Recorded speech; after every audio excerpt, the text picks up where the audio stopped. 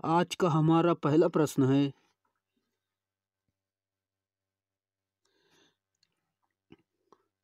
यदि dash dash की धारा मानव शरीर से होकर प्रवाहित होती है तो इसका प्रभाव श्वसन समस्या के रूप में परिलक्षित होते हैं। इसका आंसर है ऑप्शन नंबर 1, 20 मिली एम्पियर से 30 मिली एम्पियर तक होता है। इसका एक्स्ट्रा फैक्ट जान लेते हैं। यदि 20 मिली एम्पियर से 30 मिली एम्पियर की धारा मानव शरीर से प्रवाहित तो होती है तो इसका प्रभाव श्वसन समस्या के रूप में परिलक्षित होता है, अर्थात श्वसन में समस्या उत्पन्न करता है। यह है इसका राइट आंसर। अगला प्रश्न, कपास या अन्य कपड़े के कारण लगने वाली आग को बुझाने के लिए इनमें से कौन सा अग्निशमक उपयुक्त होता है? इसका आंसर है शुष्क रसायन, ऑप्शन नंबर 1। एक्स्ट्रा फैक्ट, कपास, लकड़ी, कागज आदि में लगने वाली अग्नि को बुझाने के लिए शीतल जल अथवा बहुउद्देशीय शुष्क रसायन उपयुक्त होता है। इसका राइट आंसर ऑप्शन नंबर 1। अगला प्रश्न,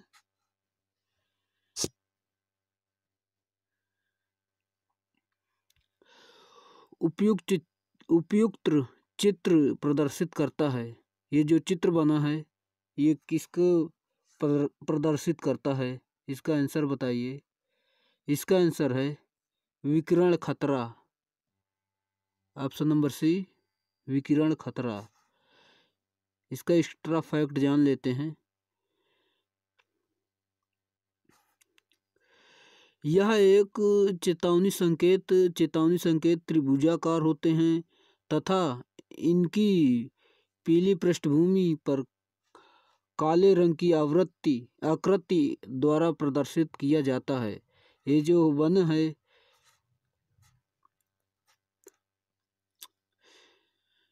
ये विकिरण खतरा को प्रदर्शित करता है। चलिए अगला प्रश्न देख लेते हैं।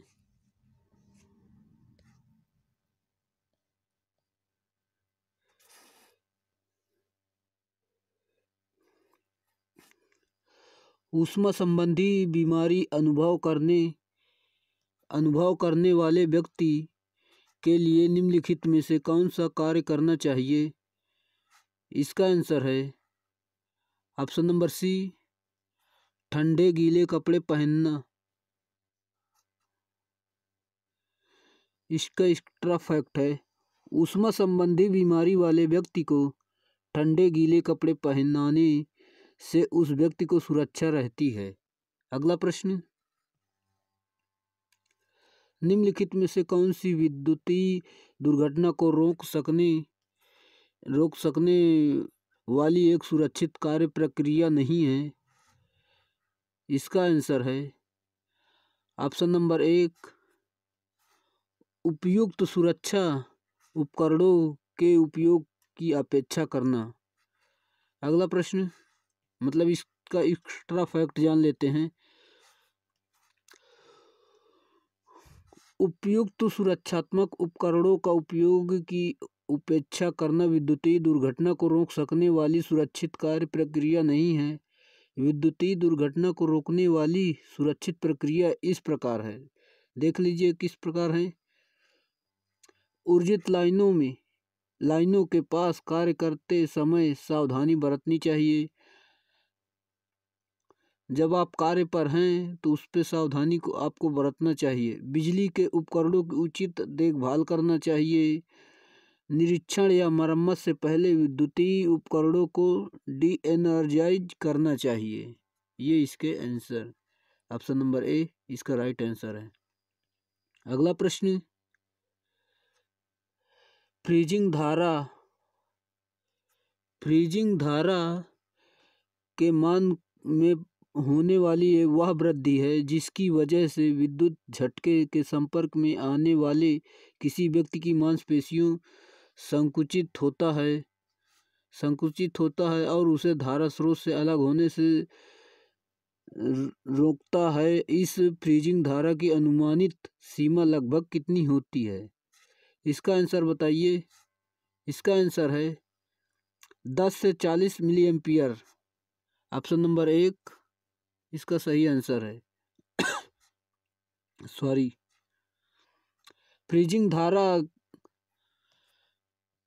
धारा के मान में होने वाली वह वृद्धि है जिसकी वजह से विद्युत झटके के संपर्क में आने वाली किसी व्यक्ति की मांसपेशियों में संकुचन उत्पन्न होता है और उसे स्रोत से अलग होने से रोकता है। इस फ्रीजिंग धारा की अनुमानित सीमा से लगभग 10 से 40 मिली एम्पियर होती है। अगला प्रश्न, ये रहा अगला प्रश्न। विद्युतीय यंत्रों में यह सुनिश्चित करने के लिए उपयुक्त आवरण को क्या कहा किया जाता है कि लोग गलती से विद्युतमय भागों के संपर्क में ना आए? इसका आंसर है गार्डिंग। इसका एक्स्ट्रा फैक्ट लिख लेते हैं। विद्युत यंत्रों में यह सुनिश्चित करने के लिए प्रयुक्त आवरण को गार्डिंग कहा जाता है कि लोग गलती से इसके विद्युतमय भागों के संपर्क में ना आए। अगला प्रश्न, त्वचा सहित मनुष्यों का आंतरिक प्रतिरोध लगभग डैश की सीमा में होता है। इसका आंसर है ऑप्शन नंबर बी 500 से 3000 ओम। एक्स्ट्रा फैक्ट, त्वचा सहित मनुष्य का आंतरिक प्रतिरोध लगभग 500 से 3000 ओम की सीमा में होता है। अगला प्रश्न,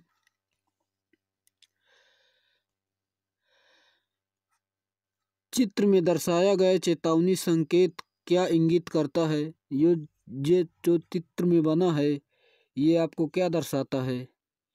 इसका आंसर है बिजली के घेरे फेंस से दूर रहें, बिजली के घेरे से दूर रहें, ये आपको दर्शाता है option number C. Extra fact, चित्र में दर्शाया गया यह चेतावनी संकेत बिजली के घेरे से दूर रहें इंगित करता है। और कुछ और चेतावनी चिन्ह हैं, इनको देख लेते हैं। जैसा कि इन चिन्हों से चेतावनी दी जाती है और ये चिन्ह त्रिभुजाकार होते हैं तथा इन्हें पीले पृष्ठभूमि पर काले रंग की आकृति द्वारा प्रदर्शित किया जाता है। अगला प्रश्न,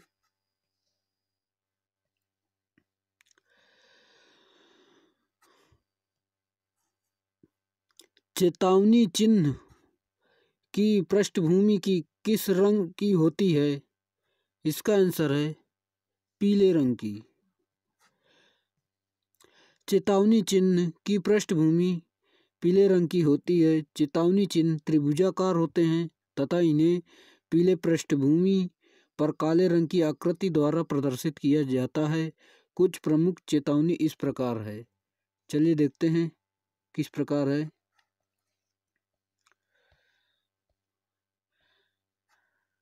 ये देख लीजिए, रेस ऑफ फायर, ये दोष है, इलेक्ट्रिक दोष, ये खतरे के लिए है।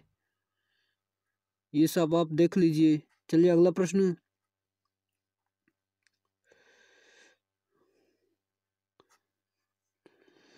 नीचे दिए गए संकेत को पहचाने। ये जो संकेत है मतलब जो चित्र बना है ये किसको प्रदर्शित करता है?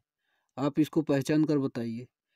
इसका आंसर है ऑप्शन नंबर सी, बिजली के खतरे को न छुएं। Do not touch electrical hazard. Extra fact, दिया गया यह चित्र यह दिखाता है कि बिजली के खतरों को न छुएं। अगला प्रश्न है, निम्नलिखित में से कौन सा सुरक्षा प्रोग्राम के मानों के संबंध में सही है? इसका आंसर है option number C 5ES। Extra fact, 5ES सुरक्षा प्रोग्राम के संबंध में सही इसके 5 भाग होते हैं। जैसा कि पहला भाग है शिक्षा, प्रोत्साहन, अभियांत्रिकी, प्रवर्तन, मूल्यांकन, ये सभी इसके 5 भाग हैं। अगला प्रश्न, अगर कोई व्यक्ति बेहोश हो जाता है तो पहली कार्यवाही क्या होगी? इसका आंसर है ऑप्शन नंबर ए, व्यक्ति की सांस जांच करें कि वो जीवित है या नहीं। चलिए एक्स्ट्रा फैक्ट देखते हैं। ये देखिए, यदि अगर कोई व्यक्ति बेहोश हो जाता है तो पहली कार्यवाही ये होती है कि उसकी सांस चल रही है या नहीं चल रही, इसको चेक कर लें पहले। फिर अगला प्रश्न, किसी दुर्घटना की अप्रत्यक्ष लागत क्या होती है? इसका आंसर है ऑप्शन नंबर बी,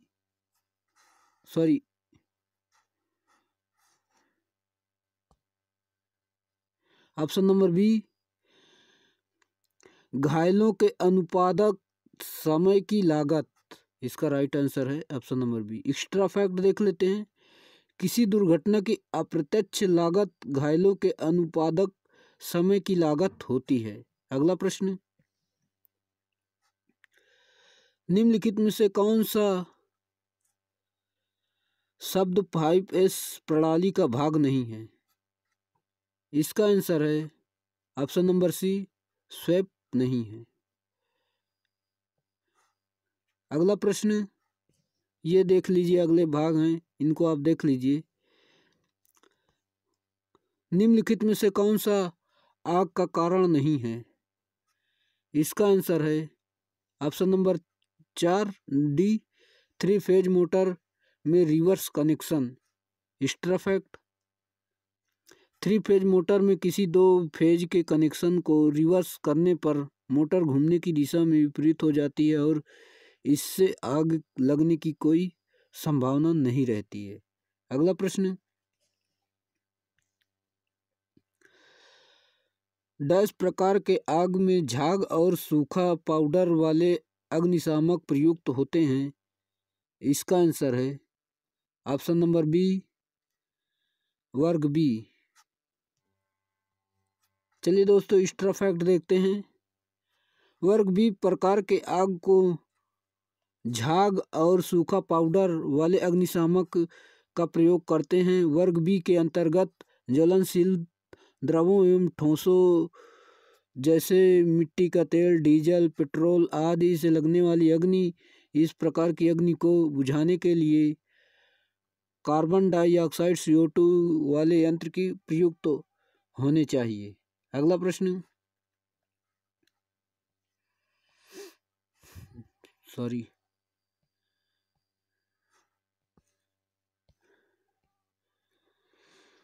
अगला प्रश्न है, आर्क वेल्डिंग के मामले में आंखों की सुरक्षा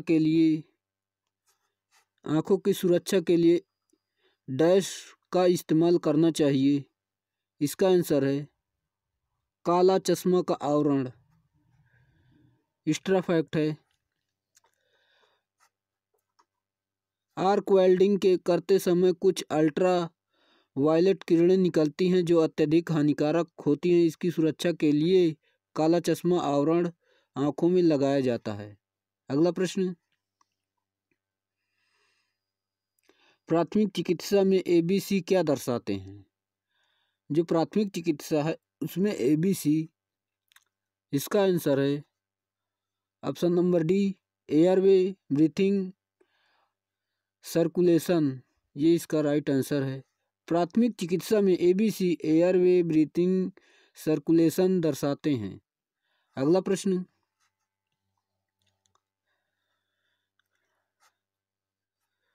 हैलोन अग्निशामक में इनमें से कौन सी सामग्री भरी जाती है? इसका आंसर है option number A, bromo chloro dichlorofluoromethane BFC। इसका सही आंसर है। एक्स्ट्रा फैक्ट देख लेते हैं। हैलोन अग्निशामक ब्रोमो डाइक्लोरोफ्लोरोमेथेन BFC पदार्थ भरी जाती है। इस प्रकार के यंत्र का उपयोग सामान्यतः सभी प्रकार के आग बुझाने के लिए किया जा सकता है। विशेष तौर पर इस अग्निशामक का प्रयोग विद्युत उपकरणों में किया जाता है। हैलोजन जो है वो विशेषकर बिजली के मतलब विद्युत से लगने वाली आग को बुझाने में किया जाता है। अगला प्रश्न, 5S आवरण का दूसरा चरण क्या है? इसका आंसर है ऑप्शन नंबर डी, क्रमबद्ध व्यवस्था। स्ट्रफैक्ट 5S अभिधारणा एक जापानी शब्द का समाकलन है और कौशल प्रशिक्षण के अंतर्गत एस अक्षर से प्रारंभ होने वाले निम्नलिखित शब्द हैं। जैसे कि देखते हैं, आप इनको देख लीजिए, जैसे फ्रीज है, सेशन है, ये सभी देख लीजिए। जैसे छटनी, क्रम निर्धारण, चमकना, मानवीकरण, कायम रखना, ये इसके आंसर है। अगला प्रश्न,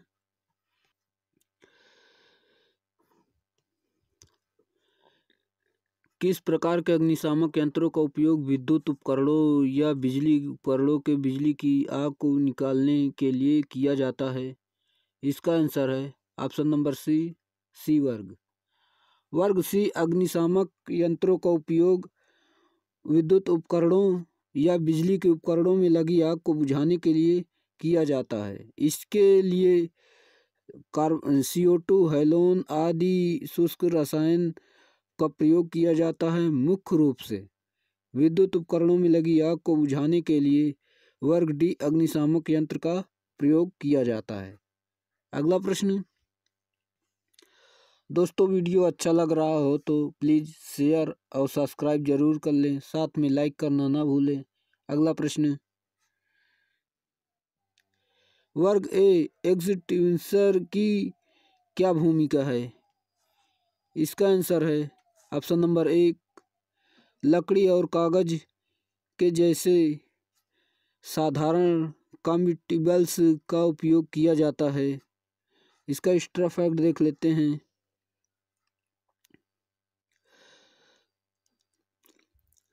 लकड़ी, कागज, कपड़ा, जूट आदि में लगने वाली अग्नि को वर्ग ए के अंतर्गत आती है। इसको बुझाने के लिए शीतल जल की व्यवहार की जाती है, मतलब पानी के द्वारा भी आप बुझा सकते हैं इस आग को। नहीं, जैसे कि देख लेते हैं, ज्वलनशील पदार्थ, तरल पदार्थ जैसे मिट्टी के तेल, पेट्रोल, डीजल आदि ये बी वर्ग में आते हैं।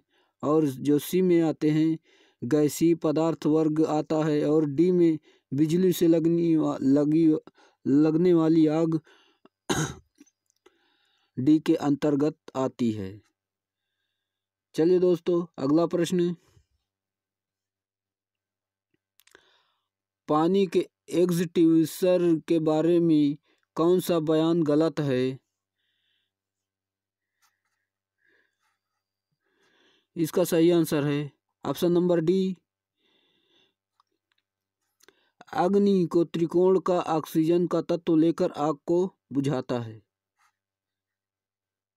एक्स्ट्रा फैक्ट देख लेते हैं।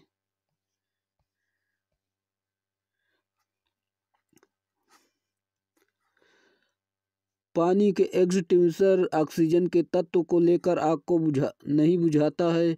इसके द्वारा केवल ठोस पदार्थ जैसे लकड़ी, कागज, जूट इत्यादि द्वारा लगने वाली अग्नि को बुझाया जाता है। यह वर्ग ए के अंतर्गत आता है।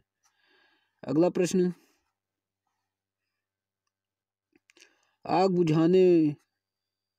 बुझाने की मशीन में कौन सा रंगीन बैंड कार्बन डाइऑक्साइड सामग्री को दर्शाता है? इसका आंसर है ऑप्शन नंबर डी, काला। एक्स्ट्रा फैक्ट,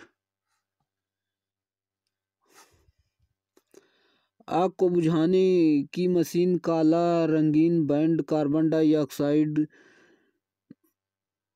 दर्शाता है और इसका प्रयोग वर्ग डी अर्थात विद्युत तारों, उपकरणों आदि में लगी आग को बुझाने के लिए उपयोग किया जाता है। अगला प्रश्न,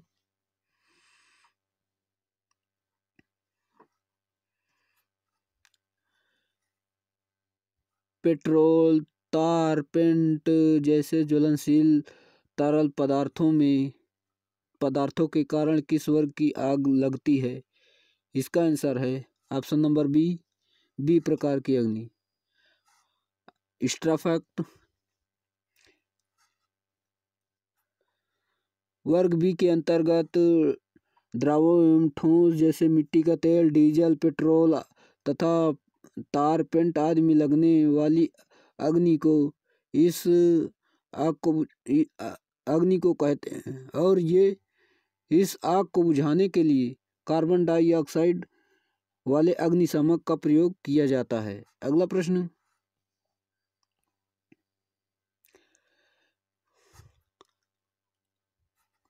वेट केमिकल फायर एक्सटिंग्विशर में इस्तेमाल होने वाले मुख्य तत्व कौन सा है? इसका आंसर है option number C potassium. Wet chemical fire extinguisher में प्रयोग होने वाला मुख्य तत्व पोटेशियम है। इसका उपयोग रसोई, रेस्ता आदि में वसा और तेल में लगी आग को बुझाने के लिए किया जाता है। अगला प्रश्न, दोस्तों आज के लिए इतना ही काफ़ी है। फिर मिलेंगे नेक्स्ट वीडियो में, तब तक के लिए बाय।